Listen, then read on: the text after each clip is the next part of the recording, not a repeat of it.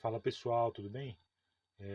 Hoje a gente já está no capítulo 4 do livro Evangelho segundo o Espiritismo e hoje o nome do título se chama Ninguém poderá ver o reino de Deus se não nascer de novo. Então vou começar aqui falando umas passagens da Bíblia onde Jesus ele toca nesse tema sobre reencarnação e depois a gente vai desmembrar já o capítulo 4 do livro do Evangelho segundo o Espiritismo. Então o texto é: o tetrarca Herodes, porém, ouvira falar de tudo o que fazia Jesus e seu espírito se achava em suspenso, porque uns diziam que João Batista ressuscitará entre os mortos, outro que Elias havia aparecido, e outros ainda que um dos antigos profetas havia ressuscitado. Disse então Herodes: Mandei cortar a cabeça de João Batista.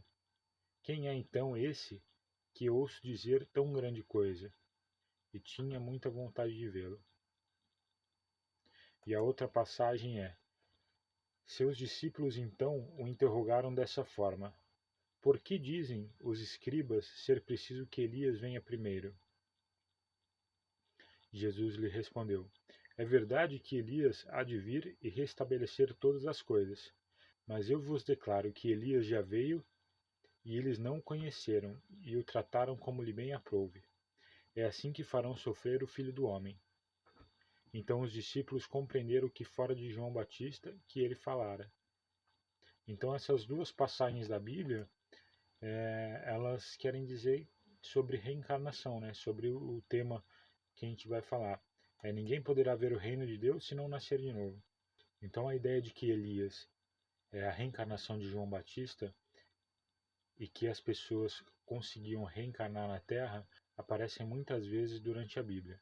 Então a reencarnação ela já fazia parte do dogma dos judeus, né? Só que de uma forma ainda muito superficial, né? Muito limitada. E ao invés de eles chamarem de reencarnação, eles chamavam de ressurreição. Então, para os judeus, a reencarnação era conhecida como ressurreição. Só que eles não sabiam como que era feito o processo. Então, na crença dos judeus, eles acreditavam que o homem podia reencarnar na Terra, mas só que eles não sabiam como que era feito esse processo de reencarnação. E por isso que eles acabavam chamando isso de ressurreição. Só que existe uma diferença entre a ressurreição e a reencarnação. Então, o significado de ressurreição é que a vida ela voltou para um corpo que já estava morto. Então, ele utiliza o mesmo corpo que já estava morto para ressuscitar. Que a gente sabe que para a ciência moderna atual é uma coisa hoje impossível de ser feita. Já a reencarnação é a volta do espírito para a vida corpórea, só que num corpo totalmente diferente do que ele havia habitado anteriormente. Então, na Bíblia, ela tem uma passagem que define bem o que é a ressurreição, que é em João, capítulo 11, versículo de 1 a 44. Tá? Eu não vou ler porque é uma história bem longa, mas eu vou fazer um resumo.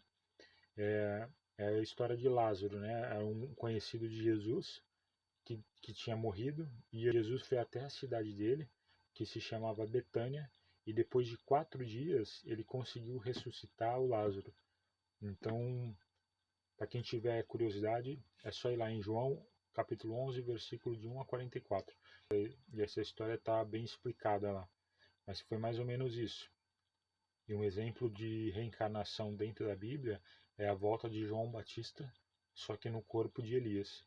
Então veio já em outro corpo, como o texto que eu li agora há pouco. Só que tem uma outra passagem aqui que Jesus explica, né, que explica no que ele comprova sobre a reencarnação, que é uma conversa de Jesus com Nicodemos. Eu vou ler aqui rapidinho. Havia um homem entre os fariseus chamado Nicodemos, senador dos judeus, que veio à noite encontrar com Jesus e lhe disse: Mestre, sabemos que vieste da parte de Deus para nos instruir como um doutor. Porque ninguém poderia fazer os milagres que fazes se Deus não estivesse com ele. E Jesus lhe respondeu: em verdade eu te digo, ninguém pode ver o reino de Deus se não nascer de novo. E disse Nicodemos: Como pode nascer um homem já sendo velho? Pode tornar a entrar no ventre de sua mãe para nascer em uma segunda vez? E Jesus lhe respondeu: em verdade eu te digo, se um homem não renasce da água e do Espírito, não pode entrar no reino de Deus. O que é nascido da carne, e o que é nascido do Espírito é espírito.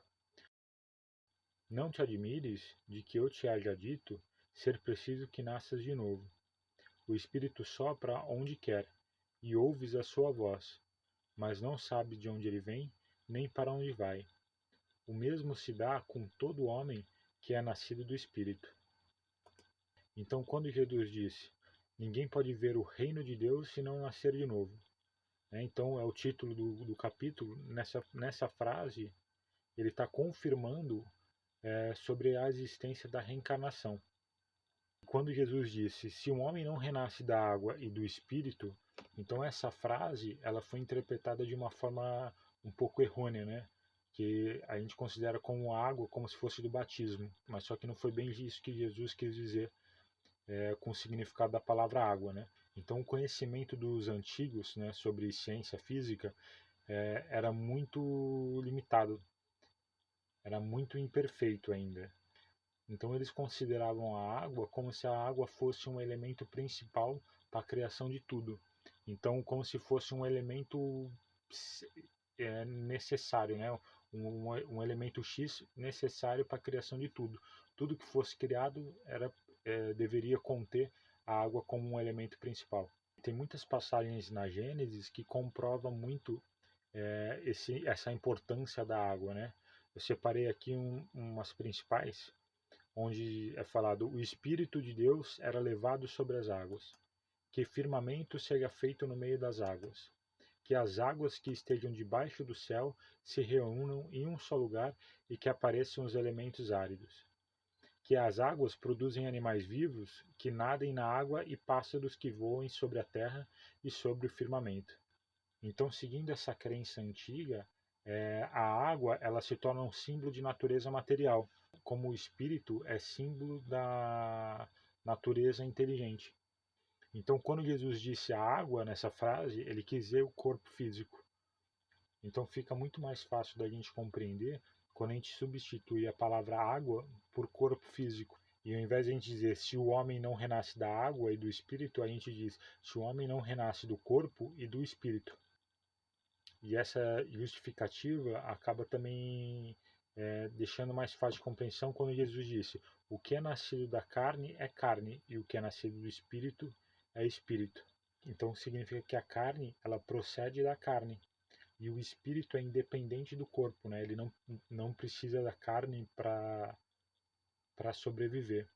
E nesse mesmo texto onde Jesus disse: o espírito sopra onde quer, e ouves a sua voz, mas não sabes de onde ele vem, nem para onde ele vai. Então nesse trecho dá nitidamente para perceber que Jesus está falando de Deus, né? Então Deus, ele dá a vida para quem ele quer. Então significa que ninguém sabe da onde veio e ninguém sabe para onde a gente vai depois de desencarnar. Então agora eu vou ler aqui mais uma passagem sobre a reencarnação. Desde o tempo de João Batista até o presente, o reino do céu é tomado pela violência e são os violentos que arrebatam. Pois até João, todos os profetas, assim como a lei, profetizaram.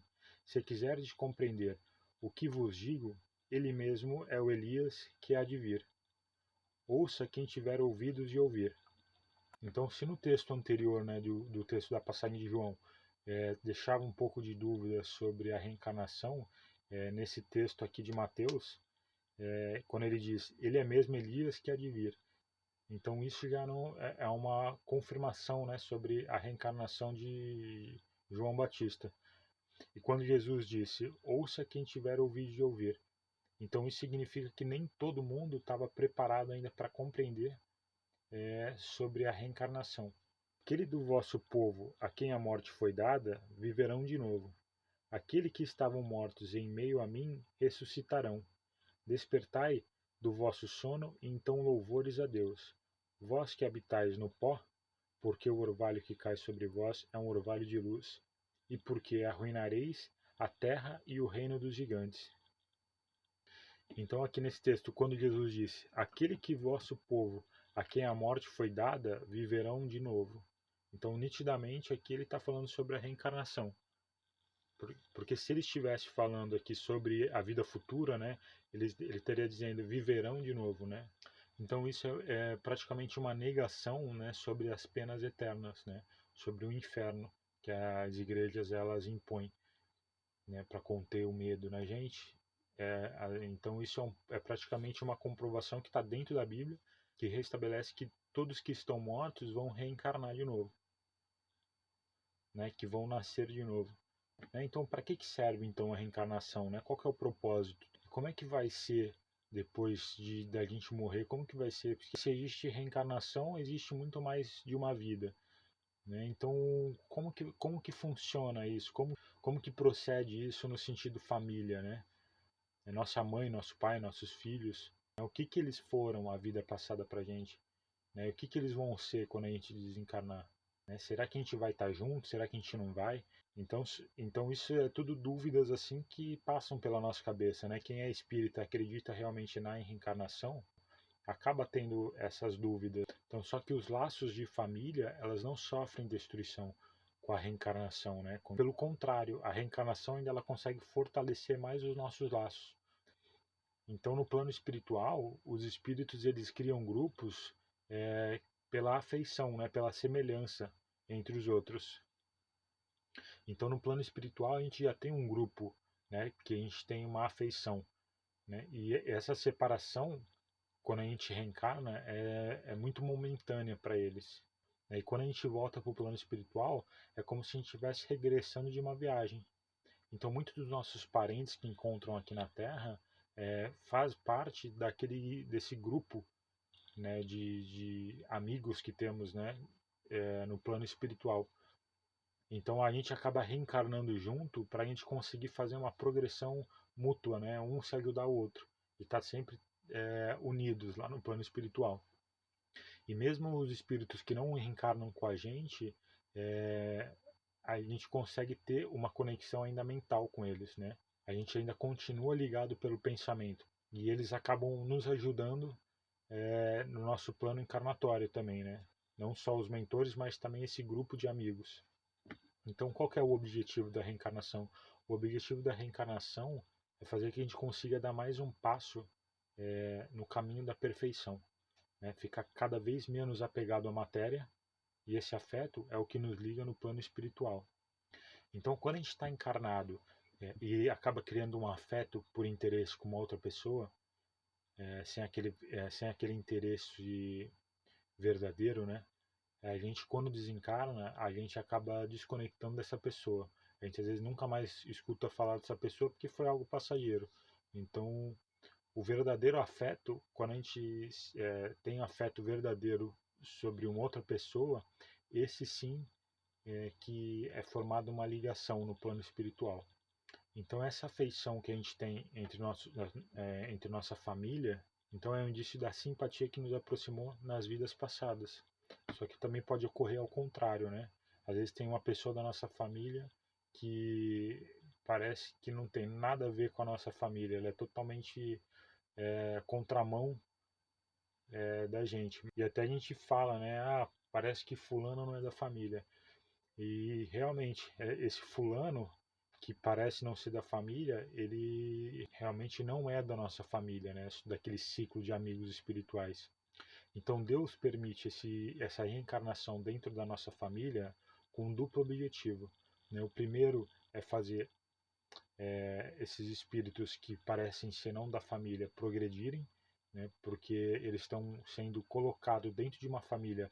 Realmente acontece isso com uma família já mais evoluída, e eles são introduzidos dentro dessa família para poderem progredir, né? Sair daquele ciclo vicioso que ele se encontrava para conseguir aprender alguma, alguma coisa nova para fazer ele progredir mais rápido.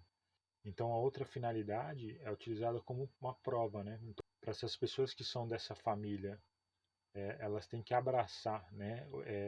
Criar um afeto, uma ligação. Então isso é uma prova para o restante da família. criar um afeto com essa ovelha negra, que supostamente não faz parte da família. Só que isso também não é só feito com um ser individual, mas também pode ser feito por uma nação, né? Como a gente falou no capítulo anterior, no capítulo 3, onde os seres primitivos eles estão colocados dentro de um plano de prova e expiação para poderem progredir mais rápido, né? Para poderem já sair daquele ciclo que eles estavam e começar um novo ciclo de evolução, de progressão. Então, o fato da gente ter tido 10 reencarnações, 20, 30, não significa que quando a gente desencarnar, a gente vai ter 10, 20, 30 mães, pais e filhos.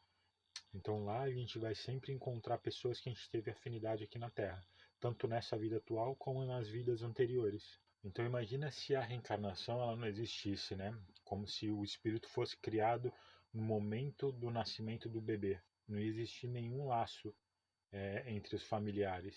Né? Todo mundo ia ser completamente estranho um para o outro. E a filiação da família ela iria ficar completamente sem laço espiritual. Então a gente ia precisar depender sempre da sorte na hora de reencarnar. Né? Para nascer numa família rica, numa família bem instruída. E a gente dependendo da sorte na hora de encarnar, então o progresso não ia fazer nenhum sentido mais.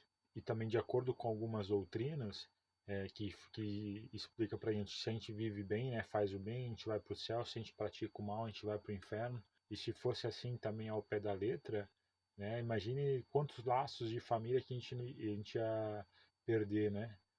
Se a gente foi pro céu, pro inferno, nosso pai foi pro céu, pro inferno, a gente nunca mais ia ter contato com essas pessoas.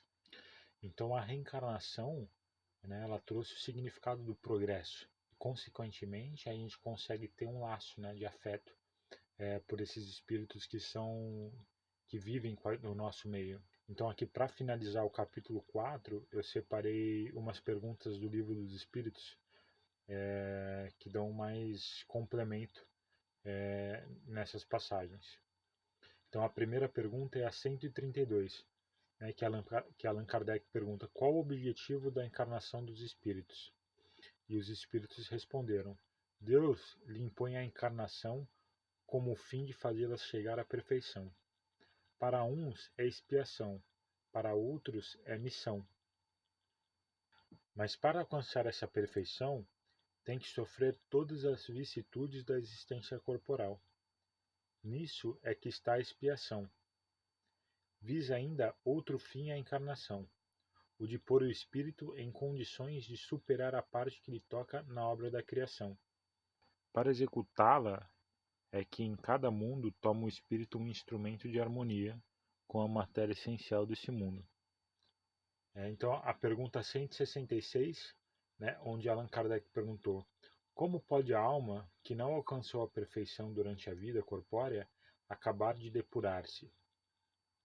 E os espíritos responderam: sofrendo a prova de uma nova existência. E a pergunta 167, qual o fim objetivado com a reencarnação? E os espíritos responderam: expiação, melhoramento progressivo da humanidade. Sem isso, onde há justiça? A pergunta 168, é limitado o número de existências corporais ou o espírito reencarna perpetuamente? E os espíritos responderam: a cada nova existência, o espírito dá um passo para diante na senda do progresso. Desde que se ache limpo de todas as impurezas, não tem mais necessidade das provas da vida corporal. A pergunta 169, é invariável o número das encarnações para todos os espíritos? E os espíritos responderam: não, aquele que caminha depressa, a muitas provas se forra. Todavia, as encarnações sucessivas são sempre muito numerosas, porquanto o progresso é quase infinito. E a última pergunta aqui é a 170, que diz: o que fica sendo o espírito depois da sua última encarnação? E os espíritos responderam: espírito bem-aventurados, puro espírito. Então, é nesse puro espírito que a gente um dia vamos nos encontrar, né, todos. Beleza, pessoal? Eu espero que esse tema de reencarnação Para quem tinha alguma dúvida eu consegui saná-las, né? Lógico que dentro da minha limitação também. Mas é isso, pessoal. Agradeço a todos e até o próximo vídeo, então. Abraço.